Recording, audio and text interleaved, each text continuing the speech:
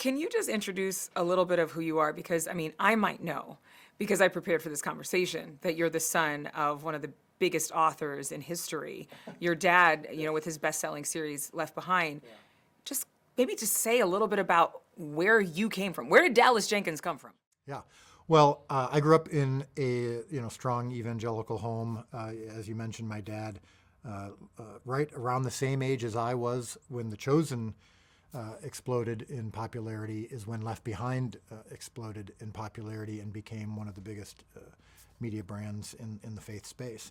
So I got a good firsthand look not only at storytelling, I inherited from my dad the desire to tell stories, but also how he walked through the kind of attention that came from such an explosive, not only explosive and a successful project, but one specifically that's controversial, or one specifically that is about the most famous book ever written.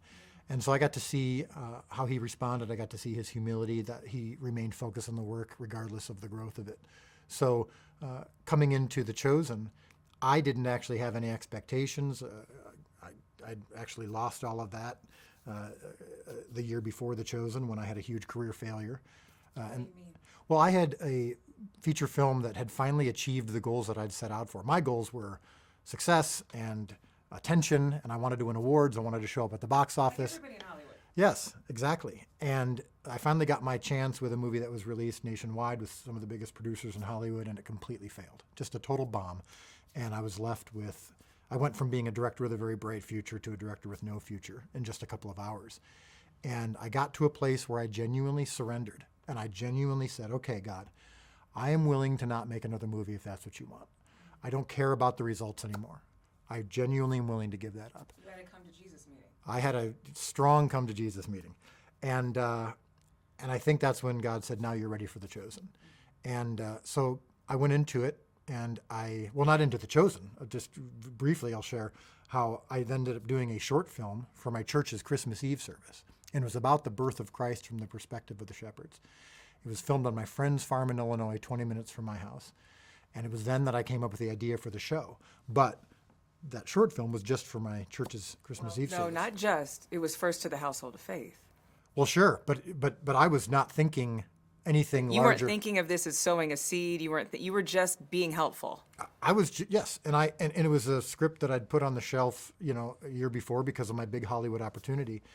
And so when I did the short film and came up with the idea for the show, I remember thinking, I'm in my wheelhouse more than ever. Even though I'm on a small farm in Illinois, I feel like this is where I belong. And then that short film is what went viral and led ultimately to crowdfunding season 1 of The Chosen. And now I've just been following from there. So where did the idea to crowdfund come from? Because you've seemed to tap into something, a momentum in crowdfunding that I don't know that has ever been done in entertainment. I'd love to take credit for it, but I actually was skeptical. I didn't think it would work. It was an idea from the streaming platform that was interested in the show years ago. And I said, this won't work. Crowdfunding is typically what you see on social media when someone's trying to raise money on their birthday for some cause, and they never seem to get to their goal, and it's really small. The all-time crowdfunding record was 5.7 million from projects that had huge fan bases, and I had no fan base. And that short film went out, and at the end of it, I said, hey, I got this idea for a show, and if you want to invest in it, you can.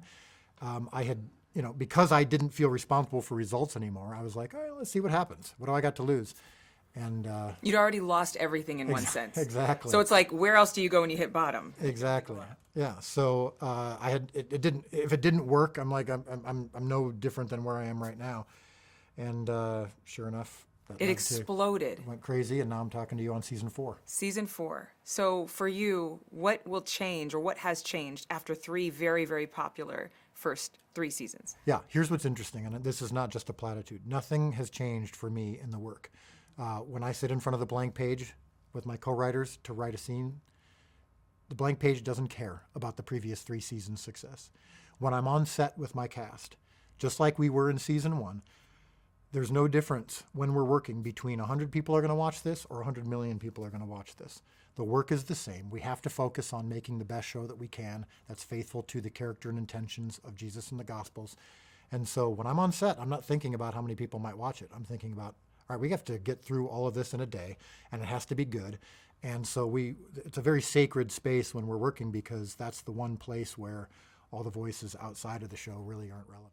But I have a couple questions, and one I have to get to. In your bio that the production company provided, it says, at the age of 25, shepherded this movie, Hometown Legend, to distribution with Warner Brothers. Then you just told about this movie idea that was about shepherds and the perspective. What is your creative process that may differ from others in the industry? Because shepherding seems to be something that surrounds you and follows you as you help others and bring them into the vision. Yeah, no, that's a good question. So I think that what's a little bit different in my case is that I'm not only a director on the set. With The Chosen, I'm also the CEO of a company of 60 plus employees, and I'm the boss of 150 cast and crew on set. And so the responsibilities are not just I'm making the show, but I'm also communicating with my audience. We've got an influencer model with this show. So I'm shepherding the cast and crew, I'm shepherding my company, and I'm also shepherding the audience in many ways, because I'm communicating with them nearly every single day about the process. I'm letting them in. It's very important that they trust me, because I have been tasked with portraying the most important person in history, and to a lot of our viewers, it's extremely important and extremely vital, and I want to get that right. Ultimately, I follow a shepherd that that I surrender to and am humble before, and so hopefully I'm doing as good of a job following that shepherd as hopefully the people who are following me. What's the definition of shepherding? In a sentence. Yeah. I wish I could give it in one sentence. But one of the best things that I've heard was in Psalm 23. It talks about how it talks about shepherding sheep, and a shepherd is vigilant. And so I think that my job is to be vigilant for those I'm responsible for. And in this case, primarily more than anything else, it's my cast and crew and my company. And then after that, it's hopefully the viewers, shepherding them towards a story that I want to tell. In terms of Jesus, I mean, he's still a controversy. Anytime you bring up the name Jesus, it's going to create and elicit these different responses. Are you making Jesus cool? I'm not making Jesus anything. Jesus is who he is. I'm just happening to tell a story about him and trying to portray it as accurately and authentically as I can. People's response to it is not up to me. Last question. In terms of this being a faith series versus a historical depiction, where do you define The Chosen? I let the viewer define that. We know that the show has been loved and appreciated by people of all faiths or not. Our cast and crew, the majority of them come from not only different faith backgrounds, but a lot of them come from no faith background. I consider the show more of historical drama, but my own, of course, it's imbued with my own personal faith. I believe Jesus was the Son of God and the Savior of the universe, and I don't shy away from showing that. But in the context of the show, I'm just trying to accurately portray his life and let the viewers decide how they want to respond. Beautiful. This Sunday, watch The Chosen at 8/7 Central. Thank you for watching. Go to newsnationnow.com to find NewsNation on your television provider. And don't forget to click the red subscribe button below to get more of NewsNation's fact-driven, unbiased coverage.